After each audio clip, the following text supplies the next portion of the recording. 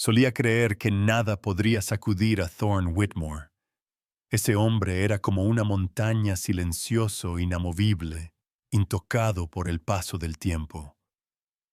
Durante 12 años no se alejó de su rancho, nunca compartió mesa con los vecinos, jamás pronunció una palabra en la iglesia los domingos por la mañana.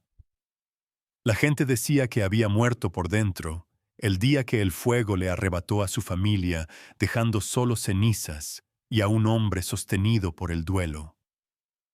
Pero aquella mañana, mientras cabalgaba por el camino polvoriento que bordeaba las tierras de los Whitmore, vi sangre.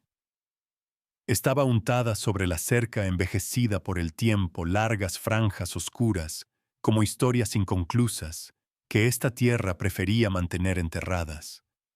Y bajo la sombra torcida de esa cerca yacía ella, una mujer joven con el vestido desgarrado, el rostro manchado de tierra y de algo más oscuro. Su respiración era tan leve que casi no la noté. Pero Whitmore sí. Lo vi desde la distancia de pie, a unos 10 metros, con el rifle flojo entre las manos, sin apuntar, simplemente sosteniéndolo, como si sus pensamientos no supieran en qué dirección moverse. Jamás había visto a Thorne así. Sus ojos curtidos, normalmente apagados y duros, reflejaban algo que muchos creían muerto en él, la duda. Y entonces, en el instante en que la sangre atrapó la luz, cuando el viento tiró del vestido roto de ella y dejó escapar un sonido suave quebrado, algo dentro de él se rompió. Thorne dio un paso adelante. No por deber, no por honor, sino porque no podía darle la espalda a un dolor que conocía demasiado bien. Dicen que los hombres que viven solos en la pradera tienen sus razones.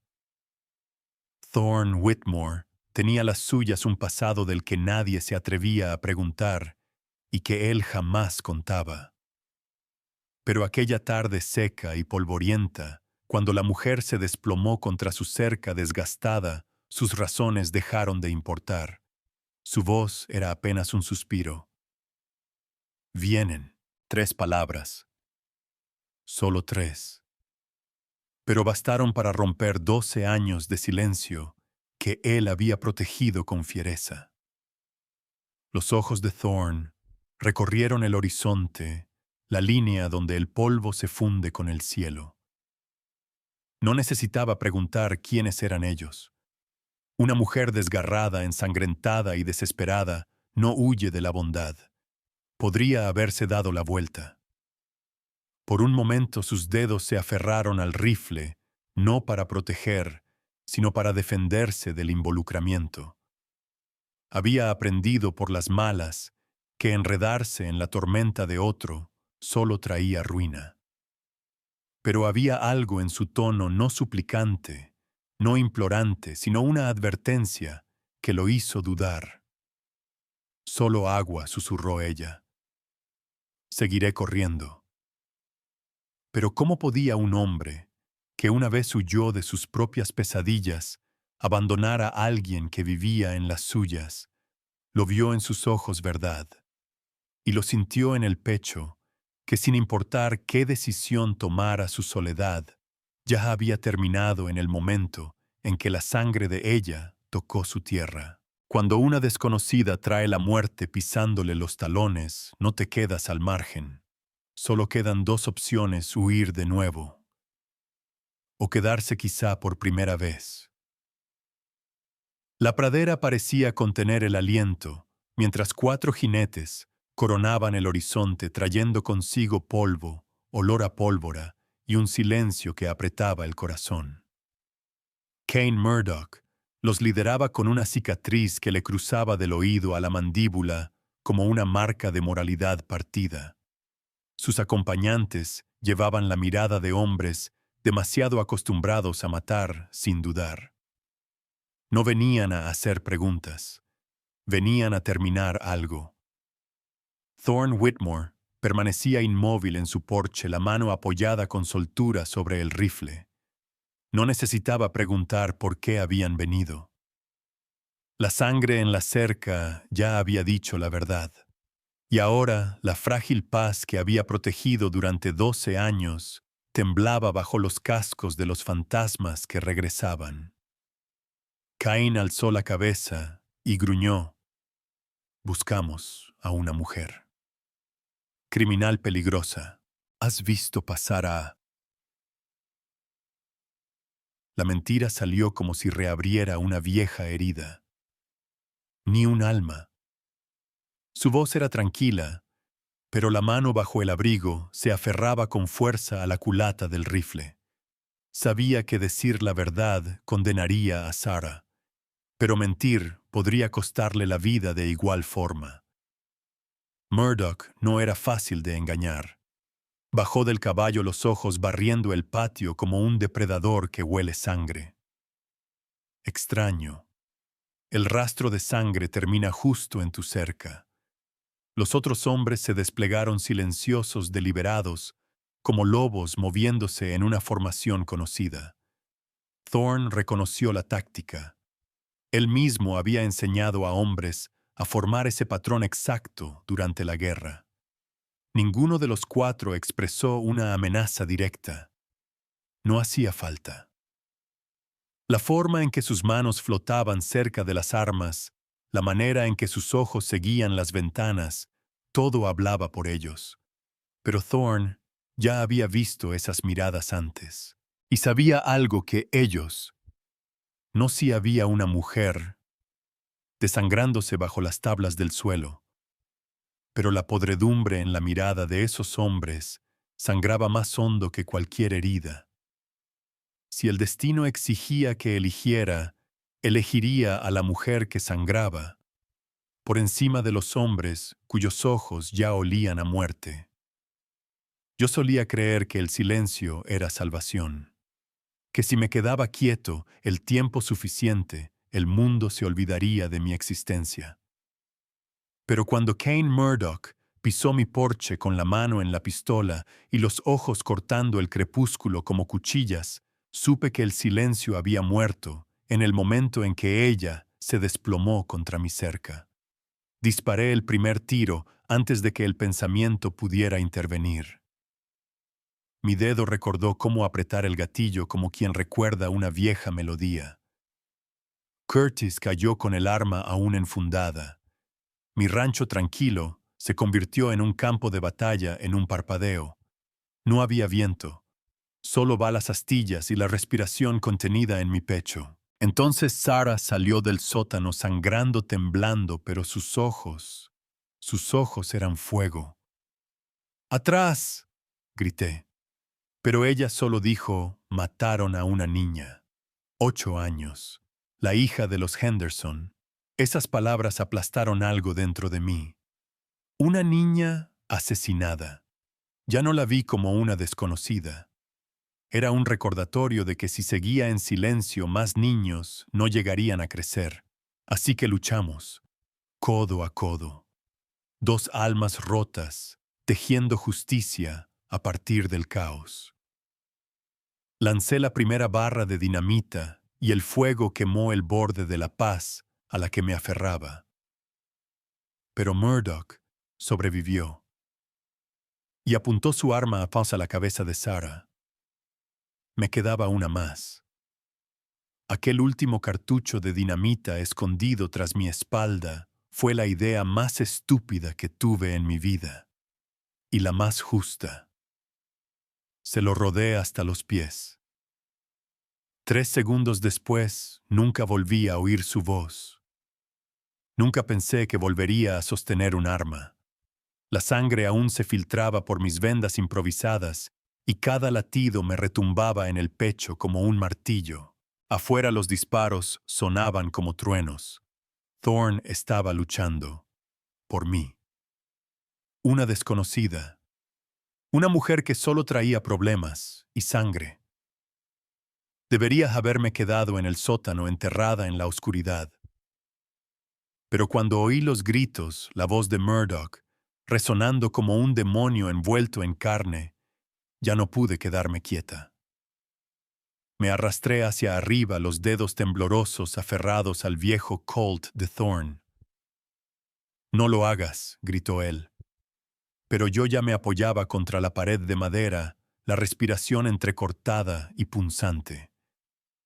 «Sé disparar», dije con una voz apenas más fuerte que un susurro. Él se rió. Kane Murdoch, el hombre que masacró a la familia Henderson. Incluso a la pequeña Sarah, solo tenía 8 años, asesinada por haber visto algo que no debía. Él no sabía que yo también había visto. O tal vez sí. Tal vez por eso estaba aquí. «Matasteis a esa niña», dije, clavando los ojos en él. «A Sarah Henderson. Solo una niña». Vi cómo la mandíbula de Thorn se endurecía. Sus ojos cambiaron, ya no estaban a la defensiva, ya no cargaban con el peso de la obligación. Ardían con el fuego de quien ha perdido. Tal vez una vez, tal vez más, tal vez alguna vez tuvo una hija, o vio morir a la de otro. «Tengo 5 balas», dije. «Y tú 3», respondió Thorn. «Pero tengo una idea estúpida». Asentí, no con desesperación, sino con claridad. Con verdad. No quedaba nada por perder salvo la justicia. Por Sarah Henderson susurré. Entonces él corrió, directo a campo abierto. El tiempo se dobló a su alrededor como el viento. Yo disparé obligando a los asesinos a cubrirse mientras él buscaba justicia con lo más peligroso que tenía: dinamita. Una vez creí que lo había dejado todo atrás, la guerra, la gente, incluso la fe. Pero de pie en ese porche, con el arma en la mano, viendo a Kane Murdoch apuntar su pistola a la cabeza de Sarah, comprendí que nunca había abandonado lo único que aún importaba: el poder de elegir. Ella estaba a solo 10 metros con sangre escurriéndose de una herida reciente, y aún así sus manos apenas temblaban. Sus ojos no suplicaban, no mostraban miedo, aceptaban. Y ese valor silencioso quebró algo dentro de mí. «No lo hagas», susurró. «No dejes que gane». Murdoch sonrió seguro de su victoria. No sabía que aún guardaba mi última carta, una segunda barra de dinamita, escondida detrás de mi espalda. Mi corazón retumbaba mientras la hacía rodar hasta sus pies. Los segundos se estiraron como si fuesen vidas enteras. 3, 2, 1. La explosión destrozó el mundo lanzando a Murdoch contra el polvo. Corrí hacia adelante con los oídos zumbando y el corazón latiendo con fuerza, no por miedo, sino por esperanza. Sarah seguía con vida. Estaba recostada junto al pilar del porche, con la cara cubierta de ceniza y sangre, pero sus ojos brillaban con una luz inmensa. Nunca había visto algo tan resplandeciente. Aquella explosión no solo mató a un asesino, puso fin a 12 años de autoexilio. En el momento en que lancé esa dinamita, decidí dejar de huir. Decidí volver a ser un hombre, no uno que se esconde de su pasado, sino uno dispuesto a luchar por lo que es justo. Y por alguien que vale la pena salvar. Todavía recuerdo el día en que Thorn Whitmore salió de su propia sombra. 3 días después de la explosión que sacudió la pradera, pasé cabalgando frente a su rancho, un lugar que no había sido pisado en más de una década. No por miedo, sino por respeto. Thorn se había envuelto en el silencio como si fuera una armadura y ninguno de nosotros se atrevía a romperla. Pero ese día no vi a un recluso. Vi a un hombre reparando su porche con las manos endurecidas por los callos, cincelando la madera astillada chamuscada por balas y fuego. A su lado, una mujer sentada con el cabello revuelto y un vendaje cruzando su hombro, preparaba té con delicadeza. El dolor aún se dibujaba en su rostro, pero sus ojos, Dios mío, sus ojos ardían, como un amanecer después de un atardecer interminable. Sabía que era ella a quien cazaban, pero la manera en que se miraban Thorne y ella no eran desconocidos. Este pueblo está acostumbrado a hombres que aprietan el gatillo. Rara vez vemos a uno caminar a través del fuego y salir con el alma intacta. Thorne lo hizo. No solo sobrevivió, resurgió de las cenizas con un corazón que aún sabía latir como humano. Cuando el sheriff Morrison llegó con su comitiva y sus preguntas, Thorne no se inmutó. Dijo la verdad con una voz áspera pero firme, y la chica Sarafina Caldwell se mantuvo a su lado sin temblar. Testificaré, dijo, no por venganza, por una niña de 8 años llamada Sarah Henderson, que merece ser recordada.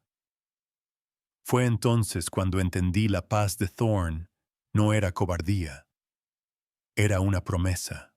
Y ese día la cumplió con balas con sangre y con la clase de confianza que solo se entrega una vez en la vida. 6 meses después de que la sangre empapara la tierra, el rancho Whitmore seguía en pie, no intacto, pero vivo. El hombre que antes se movía como un fantasma, ahora caminaba con propósito. Thorne ya no estaba solo entre el ganado y el viento. Ahora había fuego en la chimenea, risas suaves en el porche, y unas manos de mujer reparando cosas que él creía rotas para siempre. Sarah se había quedado, no porque no tuviera a dónde ir, sino porque por fin había encontrado un lugar por el que valía la pena quedarse. La gente del pueblo empezó a visitar primero por curiosidad, luego por respeto. Habían oído hablar del tiroteo de los hombres muertos del ranchero solitario que se interpuso entre la justicia y la oscuridad. Pero para Thorne, la verdadera historia estaba en los momentos silenciosos, después de la tormenta, cuando veía a Sarah junto a la ventana, cosiendo en paz con esos ojos verdes que antes huían ahora tranquilos como un lago al amanecer. Una tarde, mientras el viento susurraba entre las praderas como recuerdos de viejos fantasmas, Sarah preguntó en voz baja, «Si no me hubieras ayudado aquel día, ¿seguirías siendo tú, Thorne?» Guardó silencio por mucho tiempo. Luego tomó su mano y sostuvo su mirada. «Morí hace 12 años. Tú me devolviste la vida». No hicieron falta más palabras. Aquella casa maltrecha se había convertido en un santuario para 2 almas rotas, para los hijos que aún no habían nacido y para una verdad tan simple como profunda. A veces para salvar una vida, basta con tener el valor de acercarse al dolor en lugar de darle la espalda. El primer invierno en el rancho Whitmore llegó temprano. Vientos helados descendieron de las montañas, empujando al ganado a lo más profundo de sus refugios. Pero en ese frío que mordía los huesos, Thorne vio algo que ni el fuego podía consumir confianza. Una mañana, mientras partía leña, el sonido de cascos retumbó sobre la tierra congelada. No era un vecino, un desconocido, un hombre con un abrigo de piel de lobo, el rostro marcado por cicatrices antiguas, detuvo su caballo a pocos metros del porche. Sus ojos no se posaron en Thorne, sino en Sarah, que salió con una taza de té humeante entre las manos. «Así que sobreviviste», dijo el hombre con voz áspera. «Pensé que morirías con la banda de Murdoch». Sarah se quedó inmóvil. Su mano tembló, pero sus ojos no vacilaron. Mi hermano dijo, 2 palabras cargadas de culpa y verdad. Thorne apretó con fuerza el hacha. El viento no era tan frío como el aliento de aquel hombre frente a ellos, pero Sarah dio un paso adelante. «Te perdoné una vez cuando escapé de Didrock. No me hagas lamentarlo». El hombre esbozó una mueca. ¿Crees que construir un cobertizo para el ganado borra el pasado? La sangre sigue en la tierra. Y por esa sangre, respondió Sara con una voz firme como la piedra, decidí quedarme aquí. Lo recuerdo todo, pero ya no huyo. El silencio cayó como la primera nieve de la temporada. El hombre dio media vuelta con su caballo, sin decir una palabra más. Quizás regresaría, quizás no. Pero en ese instante, Thorn lo vio con claridad. Sara no solo había encontrado un hogar, había reclamado su propia vida. Una semana después, antes de que el amanecer ahuyentara la niebla, un suave golpe resonó en la puerta de los Whitmore. Thorn se levantó de la mesa con las manos aún cubiertas de virutas de pino del banco que tallaba. Sara, que estaba preparando el té, se detuvo a mitad de movimiento. Sus miradas se cruzaron no con miedo, sino con tensión. Nadie llamaba a esa hora si no era por algo importante. Abrió la puerta y encontró a un niño no mayor de 13 años abrazando a una niña pequeña dormida, vestida con ropa desgarrada. El chico alzó la vista con ojos cansados y suplicantes. La gente dice que ayudas a los que están siendo perseguidos. Ahora nos toca a nosotros.